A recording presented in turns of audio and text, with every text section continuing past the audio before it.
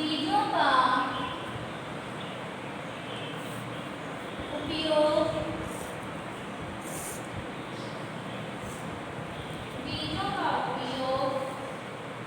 संतति बढ़ने में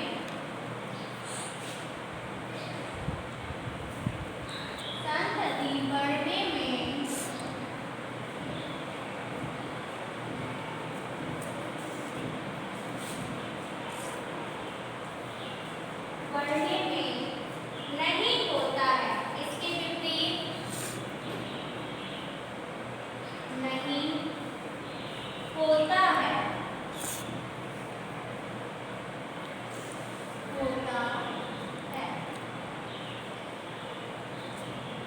इसके विपरीत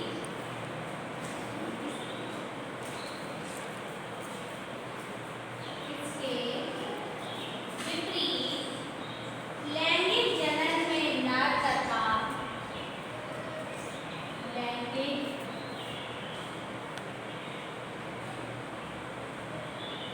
जनन में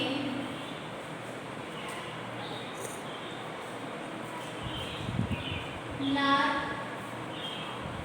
तथा मादा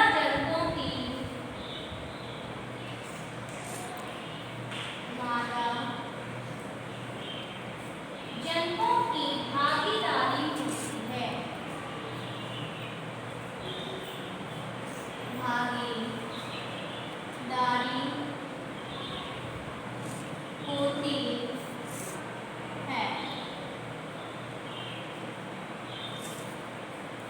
इस क्रिया में नए पौधे बीजों के द्वारा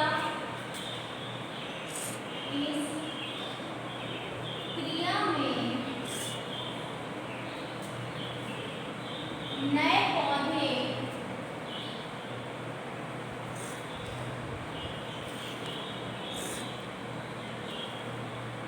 बीजों के द्वारा ही उगते हैं। बीजों के द्वारा ही उगते हैं। तो ये था हमारा अलैंगिक तथा लैंगिक जनन में अंतर। अब हम पढ़ रहे हैं क्लास 7 की साइंस, यानी हमारा क्या है, पार्ट 12 है। पार्ट 12 हमें पढ़ाना था। हमने इसका आपको चैप्टर भी बता दिया था, कौन सा चैप्टर था, और हम इस चैप्टर में कौन कौन सी हेडिंग पढ़ेंगे ये भी हम पूरा बता चुके थे। ठीक, तो अब हमें यहाँ पे कुछ और सवाल भी आपको पता है, हर पैराग्राफ में सबसे पहले कुछ सवालों को पूछा जाता है, यानी कि कुछ प्रश्न किए जाते हैं जिसमें हम फिर पूरे लेसन में उन प्रश्नों के उत्तरों को ढूंढते हैं। तो सबसे पहले हम यहाँ पे कुछ प्रश्न भी दिए गए हैं, तो पढ़ेंगे। पैराग्राफ में क्या कह रहे हैं, पहले मनुष्य प्राकृतिक वातावरण में रहता था। पहले मनुष्य प्राकृतिक वातावरण में रहता था, ठीक है। भोजन के लिए वह जंगली जंतुओं का शिकार करता था, यानी कि वो भोजन में क्या लेते थे, जो जंगली जीव जंतु वगैरह होते थे उनको खाते थे। मछलियाँ पकड़ता था, पक्षियों में के घोंसलों से अंडे एकत्र करता था। जो पक्षी के घोंसले थे उनमें अंडे होते हैं, तो उनको इकट्ठा करता था। जो कंदमूल वगैरह होते हैं, यानी कि फल फूल होते हैं, उनको भी खाता था, ठीक है। फल आदि खाता था। जानवरों की खाल, क्या कह रहे हैं, जानवरों की खाल, पेड़ों की छाल, इन सबको क्या करता था, वो पहनने में इस्तेमाल करता था। तो क्या है, जानवरों की खाल, पेड़ों की छाल और पत्तियों से अपने तन को ढकता था।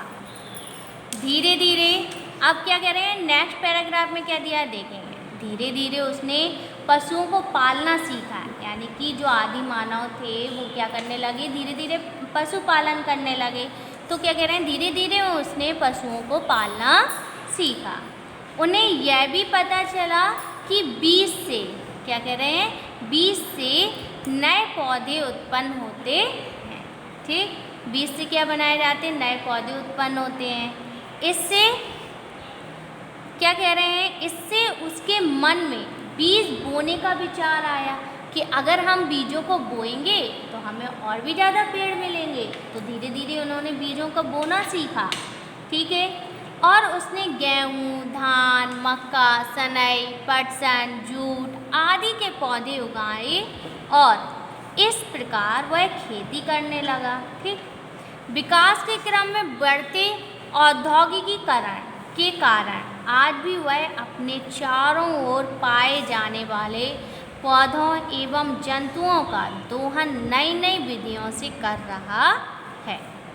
कृषि तथा उपयोगी पौधों का उत्पादन, मानव और जंतुओं को पालना कृषि क्रम यानी कि एग्रीकल्चर कहलाता है। एग्रीकल्चर यहाँ मतलब क्या होता है, कृषि क्रम। जो खेती किसानी करते हैं, एग्रीकल्चर को भी दो भागों में बांटा गया है, दो मीनिंग में, जैसे एगर और कल्चर। एगर मतलब क्या होता है, खेती, और कल्चर मतलब क्या होती है, जो हमारी ज़मीन होती है, खेत, ठीक है। अब हमें पहले हेडिंग दी गई है, देखेंगे क्या दी गई है। 12.1 दी गई है। हेडिंग क्या है, मानव जीवन पर पौधों एवं जंतुओं का प्रभाव, यानी कि जो मानव का जीवन है उस पर पौधों और जंतुओं का क्या प्रभाव पड़ा, ठीक। पौधे एवं जंतु मानव जीवन के अभिन्न क्या है, अंग हैं, ठीक। तथा वे हमारे जीवन को प्रत्यक्ष और अप्रत्यक्ष रूप में प्रभावित करते हैं। इनके प्रभाव के आधार पर इनको दो भागों में बांटा जा सकता है। क्या कह रहे हैं, इनके प्रभाव के आधार पर इन्हें दो भागों में बांटा जा सकता है। पहला क्या दिया है, हानिकारक पौधे एवं जंतु। दूसरे क्या दी गए हैं, लाभदायक पौधे एवं जंतु, ठीक।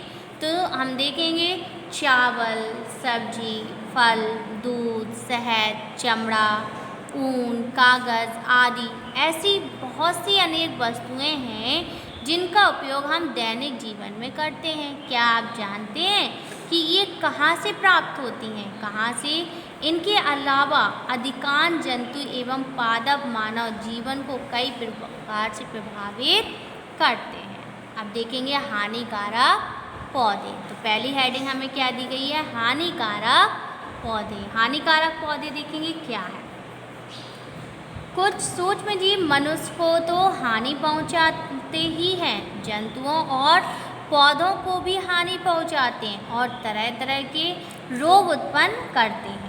कुछ फसलों को नष्ट करते हैं तो कुछ उन वस्तुओं पर उत्पन्न होते हैं और उन्हें विकृत कर देते हैं। विकृत मतलब अलग अलग बिखेर देते हैं, ठीक।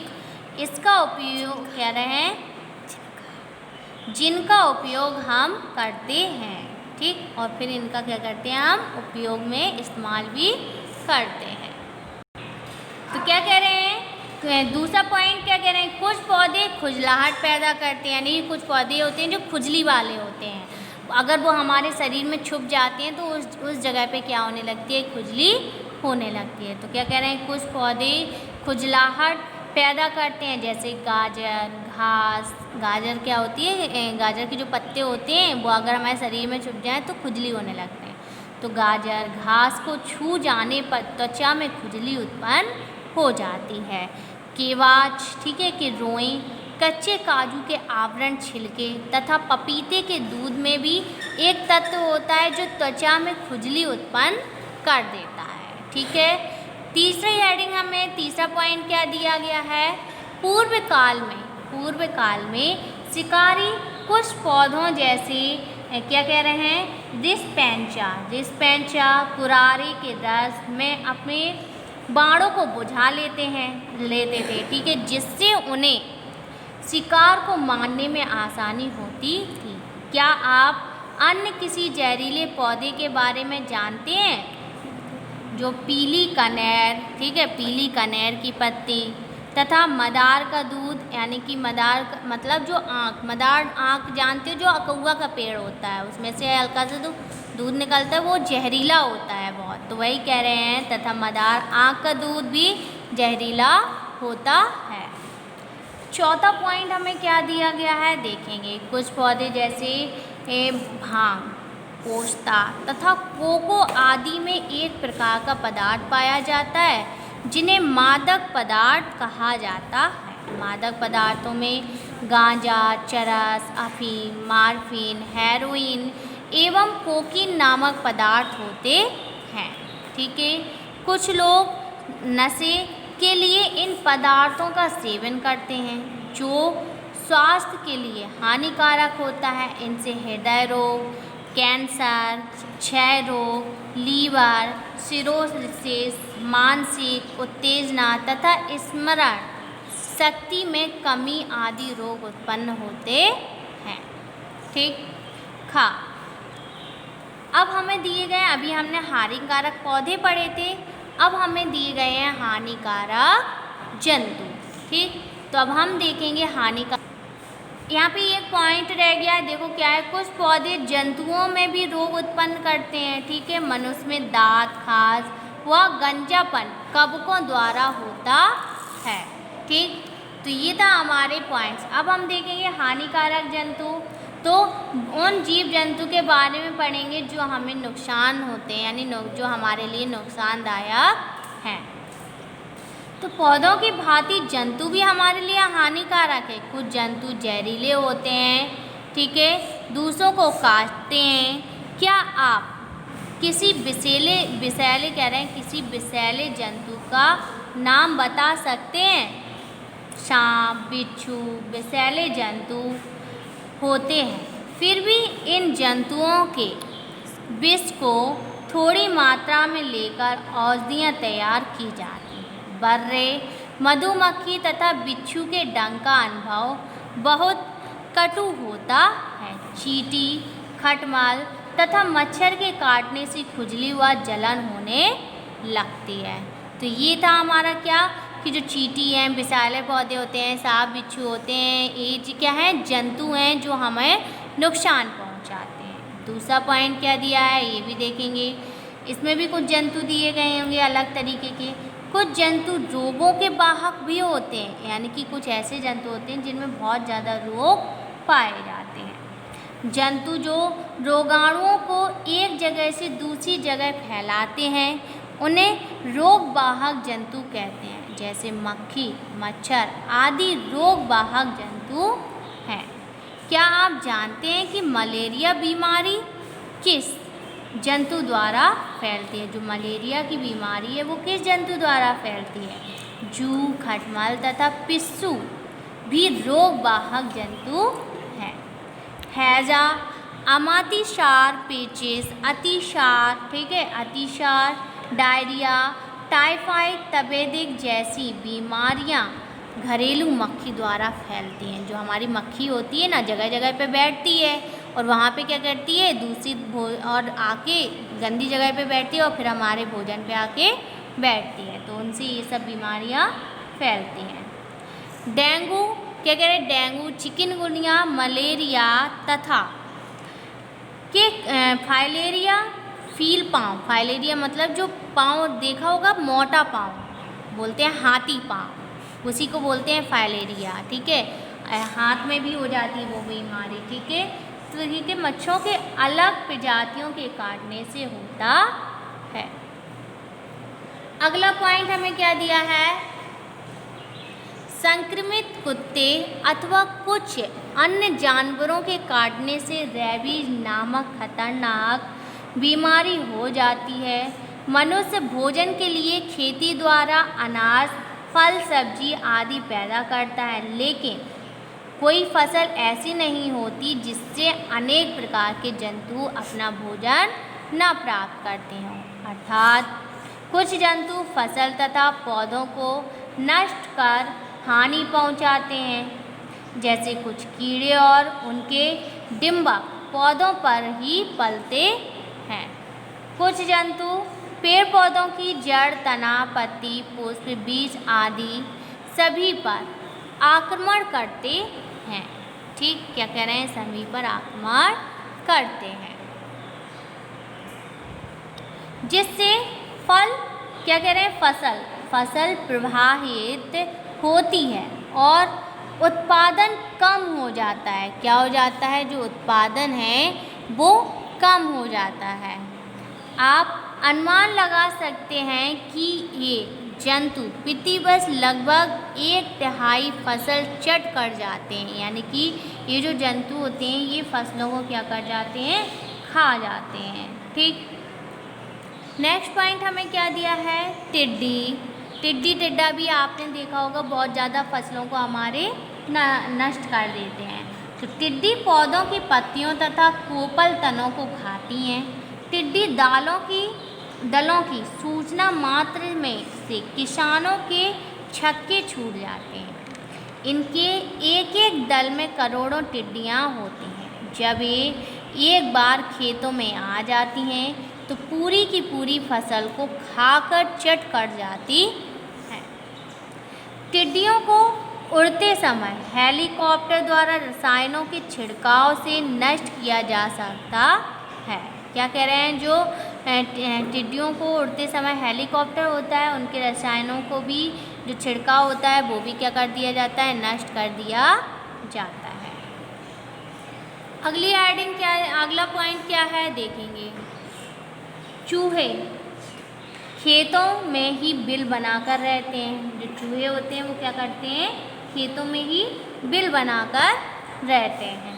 ठीक, ये खेत में फसलों को काटकर गिरा देते हैं और गिरे हुए पौधों की बाली सहित बिलों में खींचकर ले जाते हैं। ठीक, इस प्रकार चूहे क्या कह रहे हैं? इस प्रकार जो चूहे हैं वो अनाज का बहुत बड़ा भाग खा जाते हैं तथा फसलों को हानि पहुंचाते हैं। तो चूहे भी क्या है? फसलों को नुकसान पहुंचाते हैं। तो हमने बहुत सारे पढ़े, मक्खी, मच्छर, पिस्सू, खटमल, ठीक है, टिड्डी, चूहे, और कौन कौन से पढ़े? हाँ, मक्खी, मच्छर, ये सब, सांप, बिच्छू, ठीक, चींटी। अब नेक्स्ट पॉइंट हमें क्या दिया है? क्या कह रहे हैं? कुछ लोग घरों में तोता पालते हैं। क्या पालते हैं? तोता। ठीक है, तोता फसलों एवं फलों को हानि पहुंचाने वाला पक्षी है। इसकी चोंच बहुत मजबूत, नुकीली तथा मुड़ी हुई होती है। चोंच की ऐसी बनावट उसे फल को कुतर कर खाने में सहायक होती है। तोता आम, लीची, अमरूद आदि फलों को खाकर हानि पहुंचाते हैं। वे सभी फसलें जिनमें बालें जैसे गेहूँ, जौ, मक्का आदि निकलती हैं उन्हें भी तोता नष्ट कर देता है। अब जो अगली हेडिंग के अगला पॉइंट क्या दिया गया है? नीलगाय। क्या इसके बारे में दिया गया है? नीलगाय। तो देखेंगे, नीलगाय एक वन्य प्राणी है। ये मतलब आपने देखी होंगी, जो वनों होती है वहीं पे ज़्यादा पाई जाती हैं। और अभी लॉकडाउन के समय पे भी हमें नीलगाय दिल्ली में बहुत ज़्यादा देखने को मिली थी, क्योंकि जब सुनसान था तो हमें सिर्फ सड़कों पे नीलगाय ही घूमती नज़र आ रही थी। तो क्या कह रहे हैं? नीलगाय एक वन्य प्राणी है। इसको पाड़ा व घोड़ रोज, क्या कह रहे हैं? नीलगाय एक वन्य प्राणी है। इसको पाड़ा व घोड़ रोज या वन रोज के नाम से भी जानते हैं। इनका आकार घोड़े के समान होता है। ये हल्के नीले रंग के होते हैं। नीलगाय प्रायः झुंड बनाकर रहते हैं। छोटे पौधे, पेड़ों की पत्तियों इनका प्रिय भोजन है।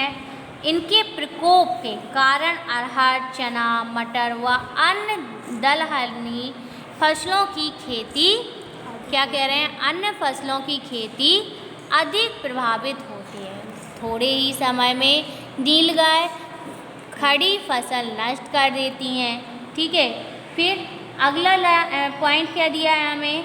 उपरोक्त जंतुओं के अतिरिक्त गिलहरी, हाथी आदि भी फसलों तथा पौधों को नष्ट कर हानि पहुंचाते हैं। यानी कि ये भी कुछ जंतु हैं। गिलहरी, हाथी ज़्यादा नुकसान तो नहीं, लेकिन हमारी फसलों को बहुत ज़्यादा नुकसान पहुंचाते हैं।